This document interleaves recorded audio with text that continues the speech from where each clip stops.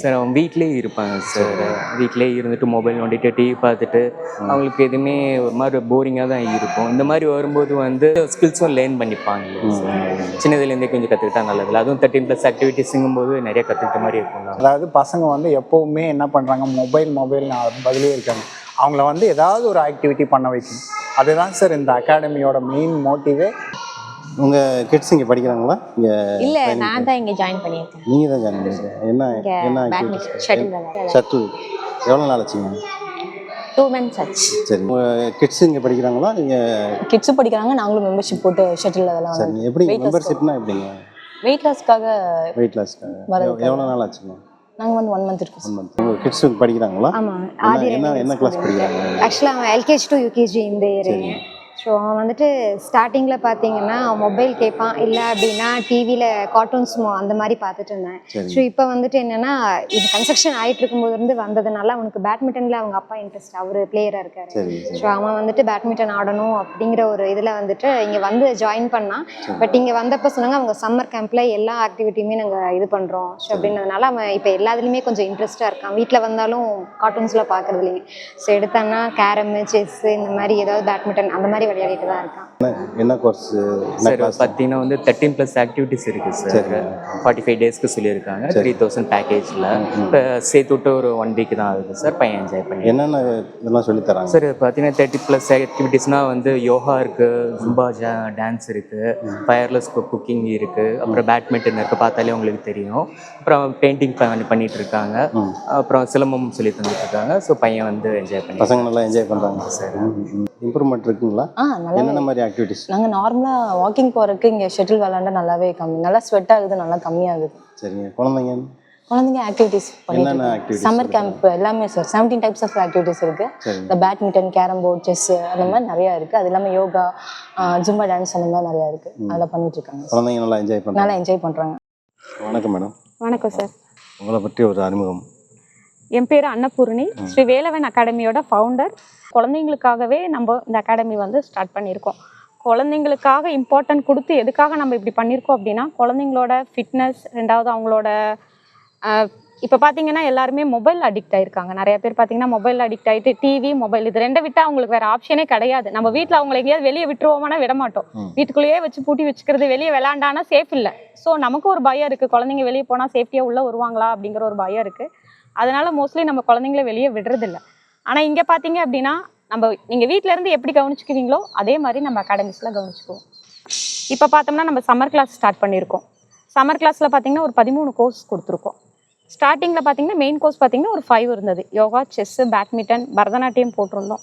இதெல்லாம் வந்து மெயின் கோர்ஸஸாக இருந்தது. இப்போ அடிஷ்னலாக நம்ம சம்மருக்காக குழந்தைங்களை ஆக்டிவிட்டி அதிகமாக கொடுக்கணும் அப்படிங்கிறதுக்காக பேக்கேஜாக கொடுத்துருக்கோம். 3000க்கு பார்த்தீங்க அப்படின்னா art and craft, painting, drawing, wireless cooking அந்த மாதிரி, அது போக மெயின் கோர்ஸஸுமே நமக்கு ஆட் ஆகும். இது எல்லாமே சேர்த்து ஒரு பேக்கேஜாக சம்மர் கிளாஸ்க்கு நம்ம கொடுத்துருக்கோம். இது என்னென்னா, குழந்தைங்க வந்துட்டு வெளியே அகாடமிஸ் எல்லாம் போனாங்கன்னா வித்தின் 1 hour 1.5 hour கிளாஸ் முடிஞ்சிடும். இங்கே வந்தீங்க அப்படின்னா ஒரு 2.5 hours 3 hours வந்து கண்டினியூவாக இருக்கும். ரெண்டாவது வந்து 3 மணி நேரம் என் குழந்தை விளாடுவானா நீங்கள் ஒரு கொஸ்டின் பண்ணலாம். 3 மணி நேரம் கண்டிப்பாக கிடையாது. அவனுக்கு வந்து 1 மணி நேரம் உட்கார வச்சு சொல்லி கொடுப்போம், 1 மணி நேரம் ஃபிட்னஸ் ரிலேட்டடாக கொடுப்போம், 1 மணி நேரம் நம்ம வந்து மைண்ட் கேம் கொடுப்போம். ஸோ அவனுக்கு வந்து ஒரு நாளைக்கு ஒரு 4 ஈவெண்ட் வந்து அவனுக்கு எப்பயுமே ரெகுலர் கிடைக்கும். ரெண்டாவது, குழந்தைங்க ரெகுலராக ஒரு கிளாஸஸ் நம்ம கொடுத்துட்டே இருந்தோம் அப்படின்னா போர் அடிச்சிடும். இன்றைக்கி கொடுக்குறது நாளைக்கும் கொடுத்து 4 நாளைக்கும் கொடுத்தோம் அப்படின்னா கண்டிப்பாக குழந்தைங்களுக்கு போர் அடிச்சிடும்.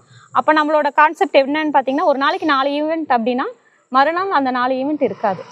அதுக்கு அடுத்த நாள் என்ன பண்ணுறாங்கிறத அவன் எதிர்பார்த்து வரணும். இங்கே வந்தானா நான் அகாடமி விட்டு நான் போக மாட்டேன். மோஸ்ட்லி இப்போ வந்த குழந்தைங்க எல்லாருமே சொல்கிறது என்னென்னா, பேரண்ட்ஸ் வந்து வெயிட் பண்ணுவாங்க, நான் போக மாட்டேன், ஒரு 10 நிமிஷம் இருமா அப்படின்னு சொல்லிட்டு போகிற குழந்தைங்கள தான் நான் பார்த்துருக்கேன். ஸோ எதுக்காக நான் இப்படி சொல்கிறேன் அப்படின்னா, குழந்தைங்கள போட்டு திணிக்கக்கூடாது. இது பண்ணு அது பண்ணுங்கிற மாதிரி திணிக்கக்கூடாது.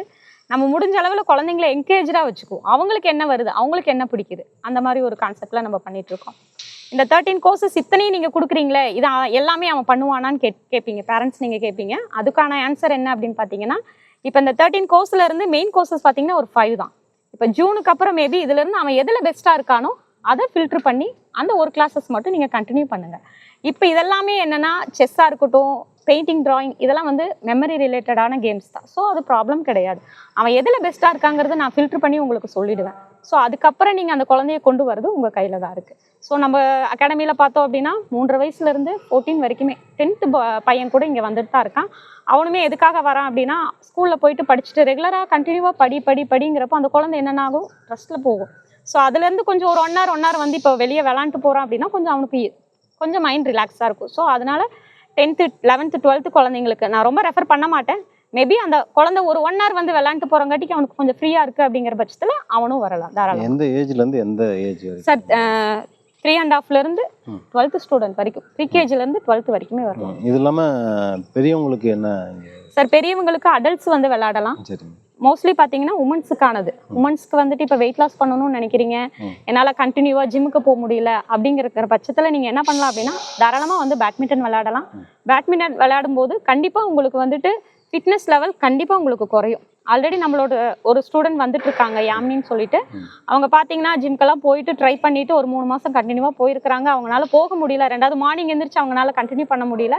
பட் இப்போ என்னன்னா நம்ம அகாடமிக்கு வந்து வித்தின் 1 monthல 2 kg கம்மியாயிருக்கேன். அவங்களே சந்தோஷமா சொன்னாங்க. அப்படி என்னன்னா வந்ததுமே பேட்மிண்டன் விளையாடுவாங்களான்னா கண்டிப்பாக கிடையாது. அவங்களுக்கு ஒரு சின்ன வார்ம் அப், ஸ்டொமக்குக்கான வார்ம் அப் எல்லாம் ஒரு 5 வார்ம் அப் சொல்லி கொடுப்போம். சொல்லி கொடுத்துட்டு ப்ளஸ் நம்ம பேட்மிண்டன் ஒரு 1/2 hour விளையாட வைப்போம். அப்போ என்னன்னா கலோரிஸ் கம்மியாகும். அதேமாதிரி ஃபுட் எடுக்கிறது எப்படி எடுக்கணும் அப்படிங்கிறதையுமே நம்ம சொல்லுவோம். ஸோ அதனால என்னன்னா அவங்களுக்கு கொஞ்சம் வெயிட் லாஸ் ஆகி இப்போ 2 kg கம்மியாயிருக்காங்க. அது ஆரோக்கியமாக நம்ம குறைச்சி கொடுத்துருக்கோம். கோச்செல்லாம் எப்படி இருக்காங்க? நீங்கள் என்ன கிளாஸஸ் எடுக்கிறீங்க? சார் நான் யோகா எடுத்துட்டு இருக்கேன், art and craft, painting, drawing இதெல்லாமே நான் எடுத்துட்டு இருக்கேன். கோச்சஸ் பார்த்தீங்கன்னா நமக்கு ஸ்கேட்டிங்க்கு சிலம்புக்கு தனியாக சார் வராரு. அது போக பார்த்தீங்கன்னா நமக்கு பிடி சார் ஒருத்தர் ரெகுலராகவே வந்துட்டு இருக்காரு. சார் என் பேர் வந்து சபரீஷன் சார். இங்கே வந்து கோச்சாக ஒர்க் பண்ணிகிட்டு இருக்கேன். நான் வந்து இங்கே ட்ரெயினராக தான் இருக்கேன். சிலம்பம்க்கும் ஸ்கேட்டிங் இருக்கேன். நான் ரைசிங் இன்ஜினியரிங் காலேஜில் ஃபைனல் இயர் படிச்சிருக்கேன்.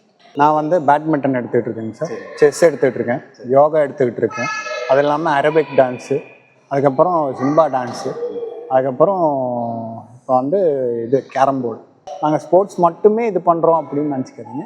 எல்லா ஆக்டிவிட்டியும் பசங்களுக்கு சொல்லிகிட்டு இருக்கோம். அது இல்லாமல் ட்ராயிங்கும் போயிட்டுருக்குங்க சார். அவங்களுக்கு ஸ்டோரி டெல்லிங்கு அந்த மாதிரி ஆக்டிவிட்டீஸும் இங்கே கொடுத்துட்ருக்கோங்க சார். அந்த ஜிம்பா டான்ஸ் சொன்னீங்களா, இது வந்து பெரியவங்க தான் மேக்ஸிமம் எடுக்கிறாங்க. ஆமாம், வெயிட் லாஸ் பண்ணுறது. ஆமாம்.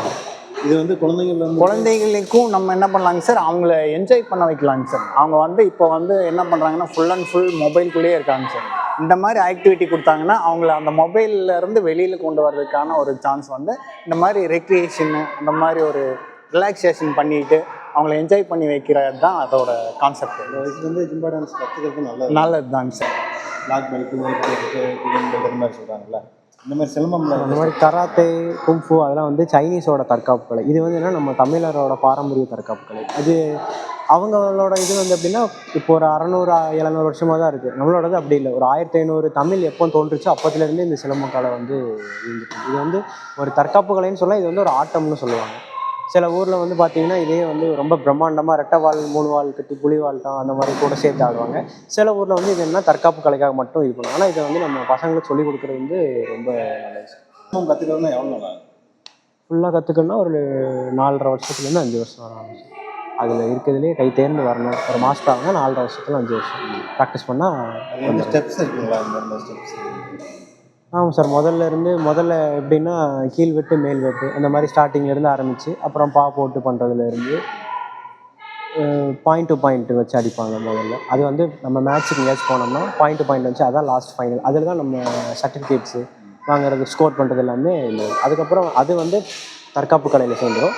அப்புறம் நம்ம 8 போட்டு சுற்றுறது, பா போட்டு சுற்றுறது இதெல்லாம் வந்து ஆட்டத்தில் வந்துடும். இப்போ செப்பரேட்டாக ஸ்கேட்டிங்க்கு தனியாக ஃபீஸ் இந்த மாதிரி எதுவும் இது பண்ணியிருக்கீங்களா? ஸ்கேட்டிங்க்கு மட்டும் தனியாக இருக்குது சார். ஸ்கேட்டிங் கராத்தேக்கு மட்டும் தனியாக ஃபீஸ் நம்ம போட்டிருக்கோம். சம்மர் ஆஃபரில் அது வராது. மேபி ரெகுலர் கிளாஸஸ் வேணும் அப்படின்னா நம்மளை கான்டாக்ட் பண்ணலாம். இப்போ டைமிங் எந்த டைமிங்லேருந்து எந்த டைம் இருக்குது சார்? 5 to 8 o'clock வரைக்கும். 5 to 8 o'clock. நம்மளோட லொக்கேஷன் எங்கே இருக்குங்க சார்? நம்மளோட லொக்கேஷன் பார்த்தீங்கன்னா கண்ணார்பாளையம் சுபிசரி மஹால் மண்டபம் பக்கத்தில், பார்க்கிங் பக்கத்தில் தான் நம்மளோட அகாடமி இருக்குது. அதாவது காரமடையிலேருந்து கண்ணார்பாளையம் தாண்டி வித்யா விகாஸ் ஸ்கூலுக்கு ஆப்போசிட்ல அண்ணாமலை அவென்யூ சைட் இருக்கும். சரிங்க. சேம் அதே ரோட்ல இந்த பக்கம் வந்தீங்கன்னா சுபிசரி மஹால் மண்டபம், மண்டபத்துல இருந்து உள்ள வந்தீங்கன்னா உள்ள ஒரு மண்டபம், பழைய மண்டபம், மோஸ்ட்லி பழைய மண்டபம் தான் எல்லாத்துக்கும் தெரியும். பழைய மண்டபம் பார்க்கிங் பக்கத்துல தான் நம்மளோட சுபிசரி மஹால். சரிங்க.